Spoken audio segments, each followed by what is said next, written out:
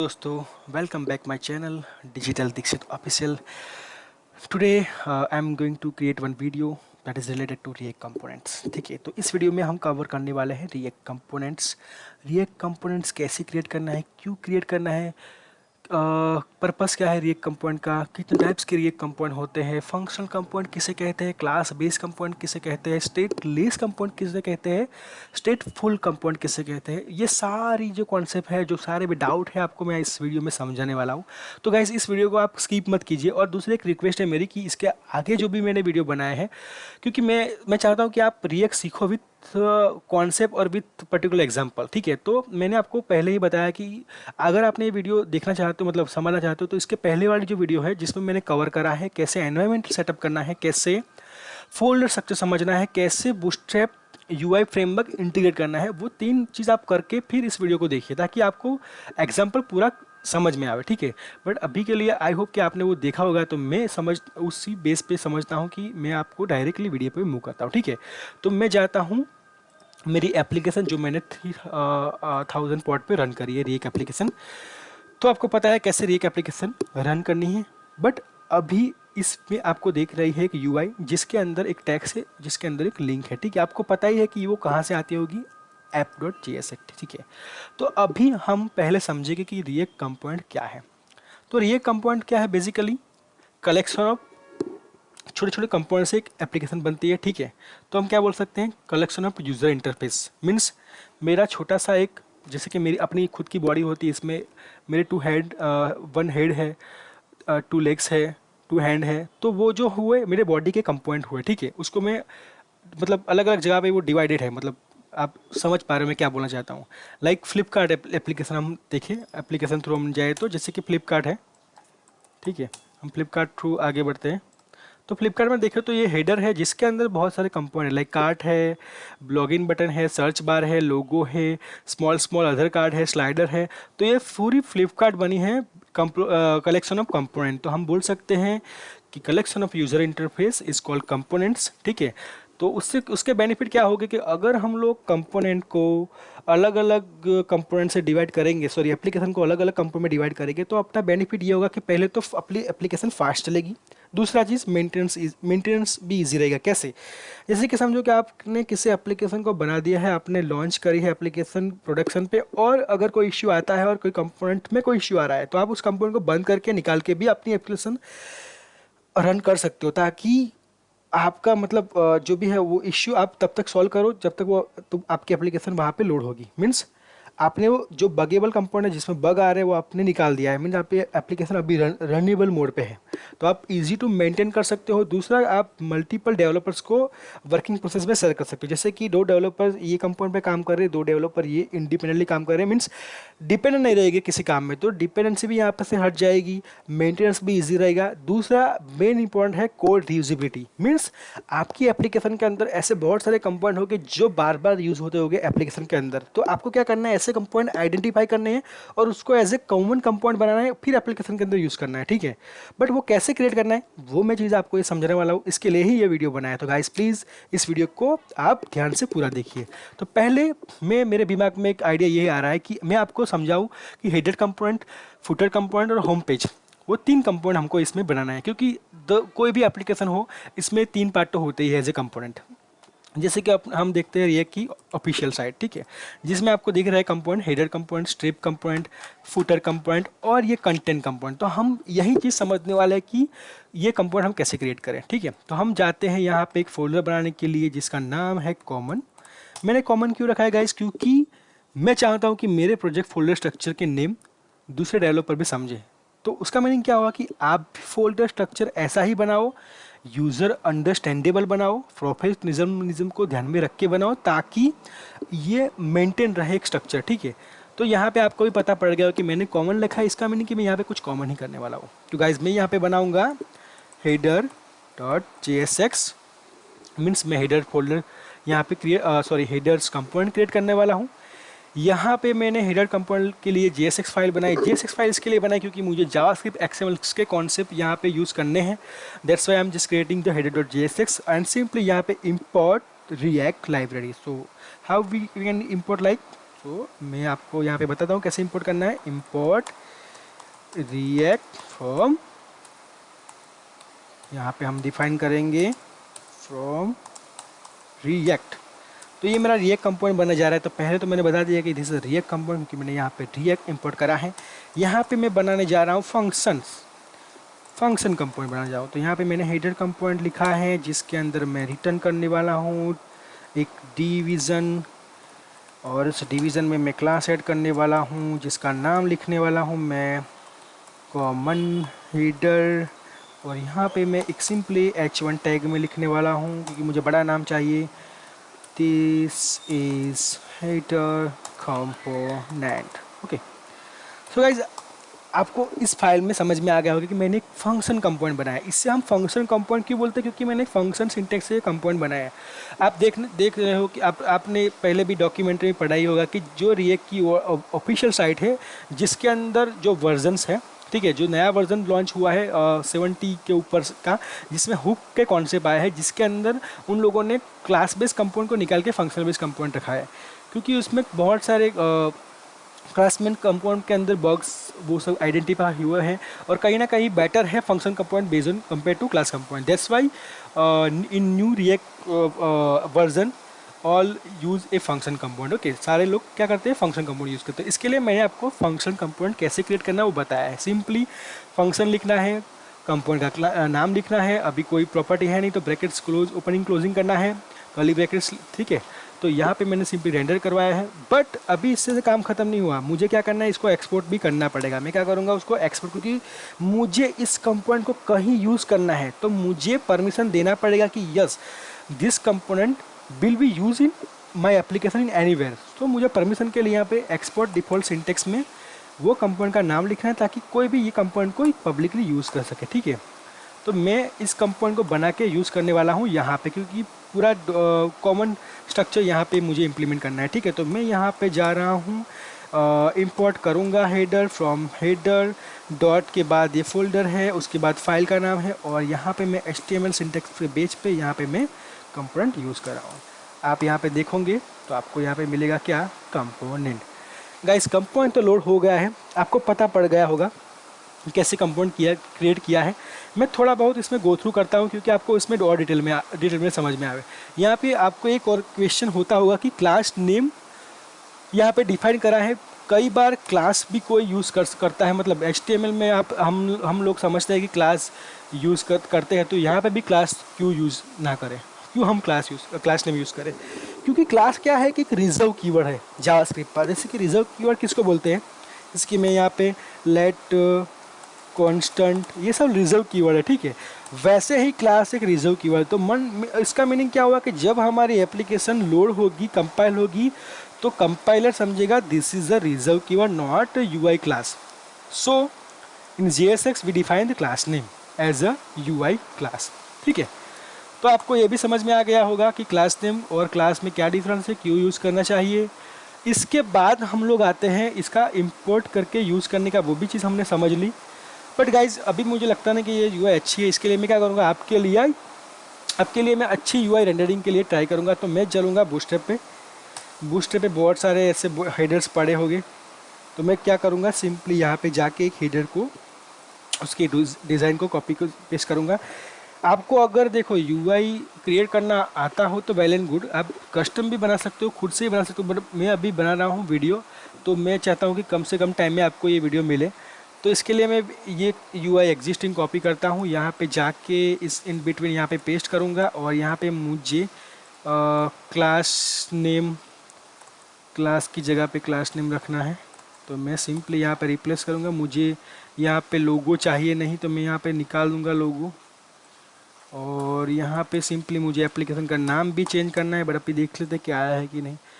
देखो गाइस अभी कुछ एरर बता रहे, तो गाइस पहली चीज़ ये भी कि जब भी आप सीख रहे हो किसी कॉन्सेप्ट, कोई भी टेक्नोलॉजी सीख रहे हो, तो पहले आप जब भी कोई एरर के साथ फेस करते हो तो वो एरर को समझिए पहले वो करना क्या चाहती है।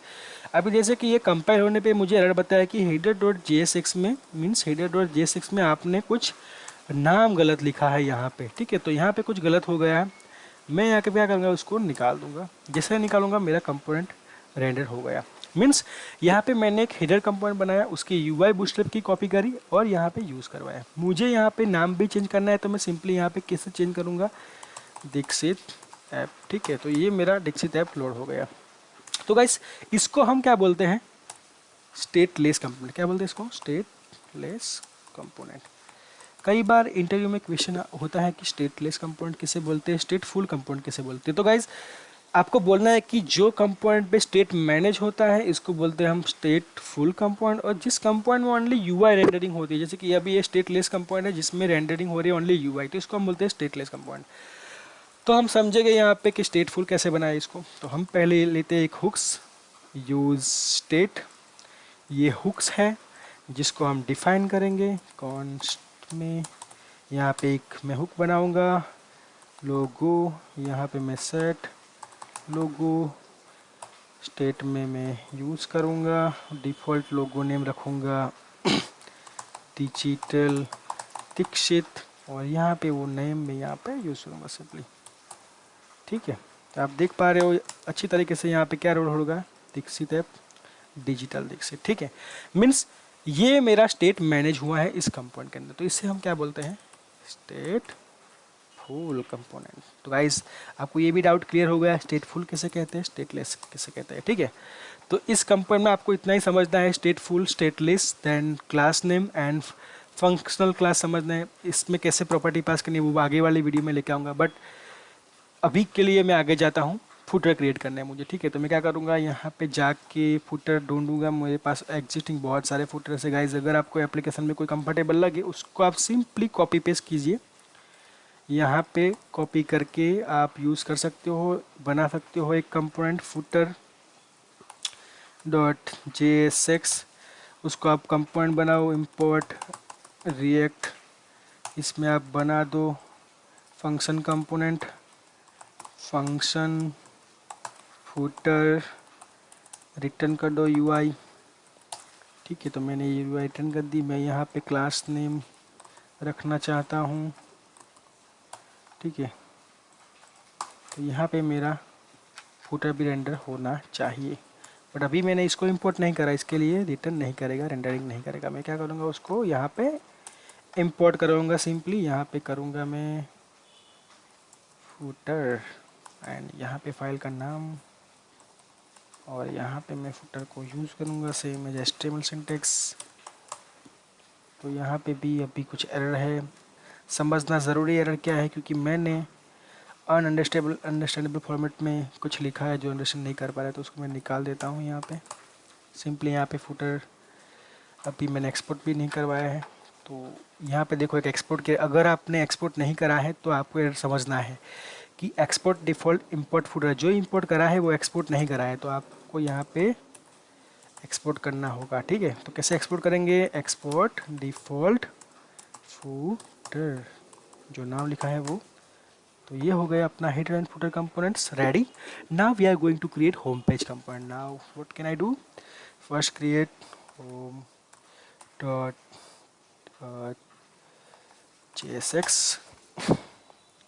then what can I do, import react and then create function with name home component, return my UI of home component. Here just I want to copy some content from bootstrap, so यहाँ पे मैं जाता हूँ और bootstrap की content copy करता हूँ। ठीक है, तो यहाँ पे मुझे होम पेज पे ऐसा कुछ कंपोनेंट रेंडरिंग करना है गाइस, तो ये बहुत अच्छा कंपोनेंट दिख रहा है। मैं जाऊँगा यहाँ, कॉपी पेस्ट करूँगा, सिंपली यहाँ पे यूज़ करूँगा।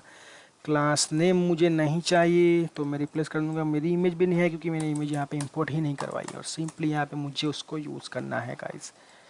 तो आपको मज़ा आ रहा होगा इस वीडियो में कि कैसे हम कंपोनेंट क्रिएट करें, क्यों क्रिएट करें, कैसे उसका यूज़ करें हम। इसके बीच में मुझे होम पेज चाहिए, अभी अगर मैंने एक्सपोर्ट नहीं करा होगा तो इश्यू आएगा, तो मैं यहाँ पे एक्सपोर्ट भी कर देता हूँ। ठीक है, तो guys this is the home page of our application. कैसा लग रहा है एप्लीकेशन का होम पेज, मस्त लग रहा है ना। तो गाइस यही चीज़ है कि आप कंपोनेंट क्रिएट करने पे ऐसा अलग अलग कंपोनेंट क्रिएट पे आप यूज़ कर पा रहे हो। ठीक है, तो इसका मीनिंग क्या होगा, अगर मैं दूसरा एक पेज बनाता हूँ, देखो आप अगर समझो तो मैं इस हेडर होम पेज के अंदर ही मैं हेडर यूज़ करना चाहता हूँ, तो मैं क्या करूँगा, यहाँ पे इंपोर्ट हेडर फ्रॉम हेडर, और यहाँ पे मैं एक कंपाउंड यूज़ करूँगा हेडर का। आप देख पा रहे हो कि मैंने वो कंपाउंड एक ही बार बनाया है और यूज़ डबल दोबारा कर रहा हूँ, ठीक है। तो इसकी वजह से हम कोड, पहला क्या हुआ, कोड रीयूजेबिलिटी हुई हमारी, कि एक कंपोनेंट मैंने 2 जगह पे यूज़ किया। दूसरा, अगर ये कंपोनेंट मेरा इश्यू कर रहा है, जैसे कि ये कंपोनेंट मैं डिफाइन कर रहा हूँ, इश्यू कर रहा है, तो मैं इसे इधर से निकाल दूंगा सिंपली। देखा, तो ये निकल गया। इसका मीनिंग कि उसमें जब तक मैं फिक्सिंग नहीं कर दूंगा तब तक मेरी एप्लीकेशन तो एज इट इज़ रन रहेगी। तो ये भी एक फ़ायदा है, ठीक है। कोड रीयूजेबिलिटी है, मेंटेनेंस भी है, और मल्टीपल डेवलपर अलग अलग जगह पे काम भी कर सकते हो, अलग अलग कंपोनेंट पे, ठीक है। तो आपको समझ में आ गया होगा स्टेटफुल कंपोनेंट, स्टेटलेस कंपोनेंट। बट इसमें एक और कंपोनेंट है जिसको बोलते हैं क्लास कंपोनेंट, जो पुराना हो गया है बट समझना ज़रूरी है। तो हम क्या करेंगे, इसी कंपोनेंट को हम बनाएंगे क्लास कंपोनेंट। तो क्या करेंगे, पहले एज इट इज़ हम रिएक्ट को इम्पोर्ट करेंगे। यहाँ पे मैं यूज़ करूँगा क्लास, जैसे कि आपने ऑलरेडी इंटरफेस है, इनहेरिटेंस कॉन्सेप्ट अगर आपने सी प्लस प्लस में सीखा होगा, सॉरी सी प्लस प्लस में, तो ये क्लास की जो डेफिनेशन है डिफाइन करने की, वो आपको समझ में आ गई होगी। तो क्लास होता है, क्लास नेम होता है, तो मैं यहाँ पे क्लास नेम दे रहा हूँ हेडर, और यहाँ पे मैं रिएक्ट लाइब्रेरी में से एक जो क्लास बना है एग्जिस्टिंग उनका, उसमें एक्सटेंड कर रहा हूँ, ठीक है। तो यहाँ पे मैं लिखूँगा क्या, एक्सटेंड, ठीक है। तो यहाँ पे मैं रेंडरिंग करवाऊँगा क्योंकि ये क्लास कंपोनेंट है, रेंडरिंग मेथड है क्लास कंपोनेंट, स्पेशल मेथड है क्लास कंपोनेंट, ठीक है। और उसके अंदर ही हम रिटर्न करा सकते हैं, डायरेक्ट रिटर्न नहीं करा सकते। तो यहाँ पे मैं अभी इसका हेडर कॉपी कर लूँगा, जो मैंने ऑलरेडी डिफाइन करा है, मैं यहाँ से ही ले लेता हूँ ताकि आपको भी और समझ में आवे। सिंपली कॉपी करना है आपको। आपको जब प्रैक्टिस हो जाएगी तो आप भी इतना फास्ट काम कर पाओगे। यहाँ पे मुझे क्लास नहीं चाहिए, सेम थिंग मैंने जो पहले बताया, लोगो भी नहीं चाहिए। This is my component application but here just got one error, so यहाँ पे मैंने एक्सपोर्ट नहीं करा। गाइस मुझे इसके लिए एरर बता आती है क्योंकि मैं ऑलरेडी इस पर काम कर चुका हूँ। एक्सपोर्ट डिफ़ॉल्ट हेडर, अब देखो एरर नहीं आएगी, समझ गए। तो ये हुआ क्लास कंपोनेंट, जिसमें हम क्लास नेम एक्सटेंड, अगर हमको नहीं लिखना है ऐसा तो हम सिंपली इसको यहाँ से भी यूज़ कर सकते हो। यहाँ से सिंपली हम क्या करेंगे, कॉमा करके ब्रैकेट्स में लिख देंगे कंपोनेंट, तो इसे भी आप लोग यूज़ कर सकते हो, ठीक है। तो हम इस वीडियो में दिखेंगे, पहले तो क्लास कंपोनेंट बनाना सीखें, फंक्शनल कंपोनेंट बनाना सीखें। दूसरी एक चीज़ में कि यहाँ पे अगर मैं इस पर क्लास देता हूँ तो क्या होता है वो भी आप देख लो। यहाँ पे आपको ऐसी वार्निंग देगी, ठीक, चलो हम देख लेते हैं क्या वार्निंग देगी। Invalid DOM property class, did you mean class name. तो क्या बोल रहे हैं कि आपने क्लास दिया है जो इनवैलिड है, क्या आप चाहते हो कि आप क्लास नेम, मतलब आप ऐसा कुछ असाइन करना चाहते हो। यस, अगर मैं ये दे देता हूँ तो ये निकल जाएगी। इसका मीनिंग कि क्लास नेम से वार्निंग दे दे आपको, क्लास से, क्योंकि वो समझता है कि ये क्या है, बोले तो सॉरी, हाँ बोले तो क्लास नेम रिजर्व कीवर्ड है, ठीक है। तो वो एक चीज़ है।